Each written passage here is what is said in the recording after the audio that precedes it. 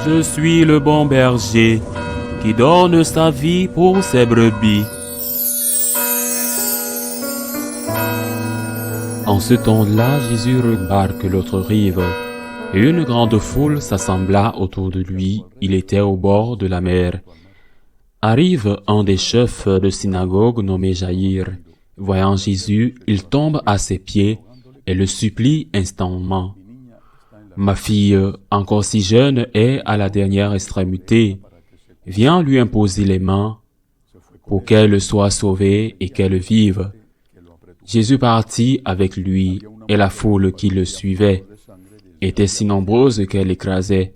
Or, une femme qui avait des pertes de sang depuis 12 ans, elle avait beaucoup souffert du traitement de nombreux médecins, et elle avait dépensé tous ses biens sans avoir la moindre amélioration.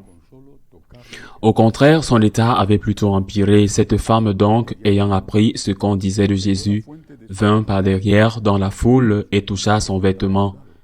Elle se disait, en effet, « Si je parviens à toucher seulement son vêtement, je serai sauvée. » À l'instant, l'hémorragie s'arrêta, et elle ressentit dans son corps qu'elle était guérie de son mal.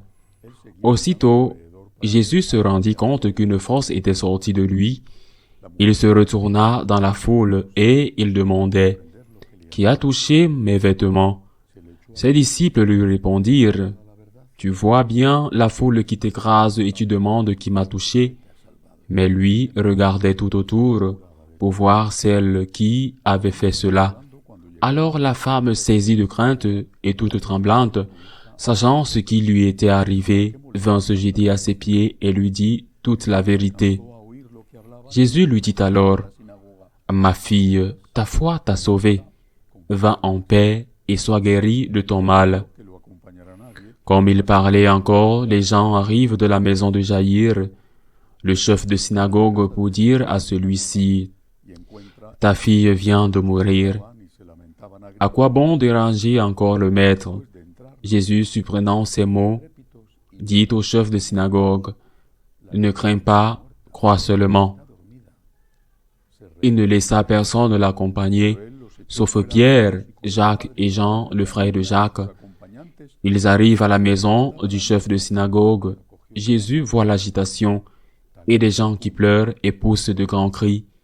Il entre et leur dit, « Pourquoi cette agitation et ces pleurs? L'enfant n'est pas morte, elle dort. » Mais on se moquait de lui, alors il met tout le monde dehors, prend avec lui le père et la mère de l'enfant et ceux qui étaient avec lui. Puis il pénètre là où reposait l'enfant. Il saisit la main de l'enfant et lui dit, « Talitha koum », ce qui signifie, « Jeune fille, je te le dis, lève-toi. » Aussitôt la jeune fille se leva et se mit à marcher. Elle avait en effet 12 ans.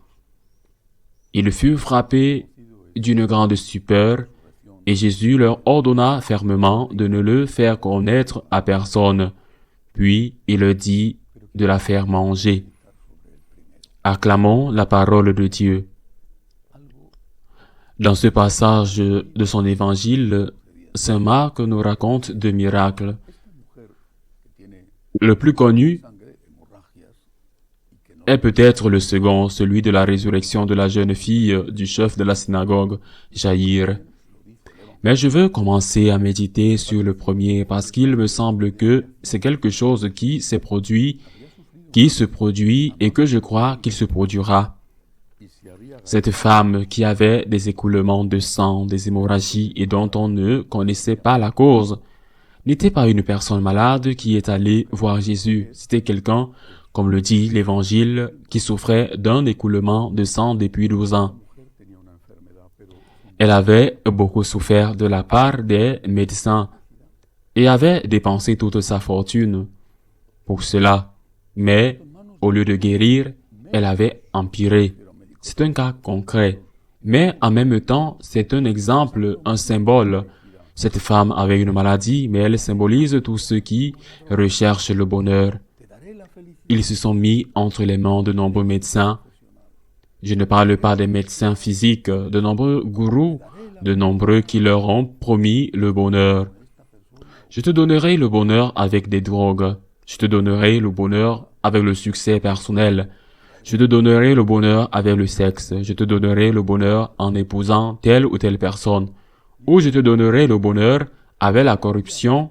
Je te donnerai le bonheur quand tu viendras ou vendras ton âme au diable. Dit l'Évangile qui avait dépensé toute sa fortune pour cela. La fortune est économique, mais la plus grande fortune, c'est le temps qui passe. Combien de jeunes gens je connais qui perdent leur vie à chercher le bonheur, là où ils ne le trouveront jamais. Oui, il y a des moments de bonheur, bien sûr, mais ensuite vient le déclin, parce que vous vous rendez compte que ce en quoi vous aviez mis vos espoirs et vos illusions ne vous comblent pas. Vous ressentez non seulement le même vide, mais un vide encore plus grand, et de nouveau, on vous offre un autre bonheur, un autre médecin, et vous courez après cet autre médecin pour voir s'il vous donnera l'ordonnance qui vous guérira de ce manque de paix intérieure.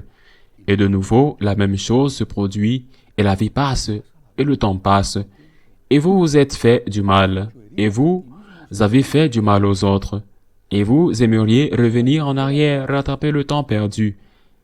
Et peut-être, à 50, 60 ans, entrer dans un séminaire, et puis on vous dit que ce n'est pas possible.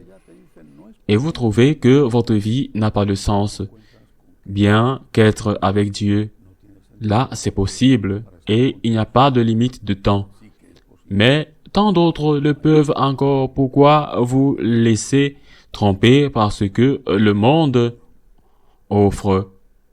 Pourquoi se laisser tromper, pas seulement une fois, mais une fois, et encore une fois, et encore une fois, et voir ce qui se passe dans la vie, que vous atteigniez vos objectifs, si vous les atteignez, mais qu'aucun d'entre vous ne finit par vous combler.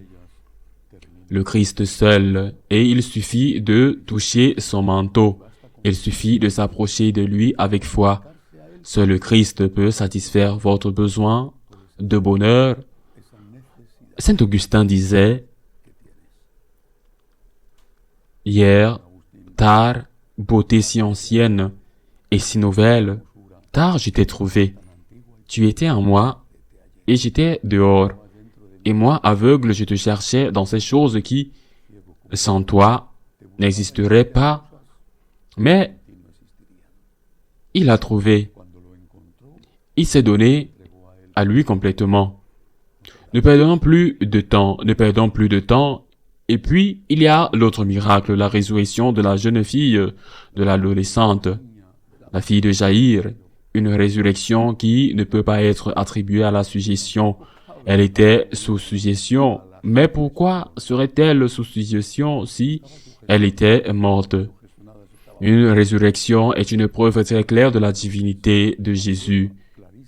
Mais une résurrection, celle de cette jeune fille, celle du fils de la veuve de Naïn, celle de Lazare, bien sûr, celle du Christ lui-même, une résurrection, ce qu'elle indique, c'est la puissance de Dieu et l'existence de la vie éternelle.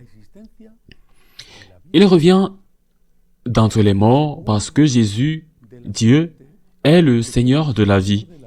Il revient d'entre les morts, cette fille ou Lazare, parce qu'elle n'est rien d'autre qu'un avant-goût de ce retour d'entre les morts qui se produira lorsque la fin des temps arrivera et que nous serons tous ressuscités. La question n'est pas de savoir si nous allons être ressuscités ou non, parce que oui, nous allons tous être ressuscités. La question est de savoir si nous serons ressuscités pour vivre avec Dieu ou pour vivre avec le diable. Si nous étions conscients, comme la Sainte Vierge nous le rappelle à Fatima, que l'enfer existe et qu'il est terrible, si nous étions conscients que c'est vrai, que ce n'est pas une fable, que ce n'est pas un conte de fées pour effrayer les gens, que c'est vrai que l'enfer existe et qu'il est terrible. Si nous étions conscients de cela, nous ferions de notre mieux pour ne jamais commettre de péché, pour ne jamais perdre l'état de grâce.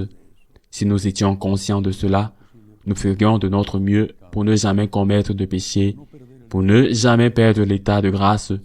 Et si un jour nous commettions un péché, nous demanderions immédiatement le pardon. Nous nous confesserions, car il n'est en aucun cas souhaitable de vivre éternellement avec le diable en enfer.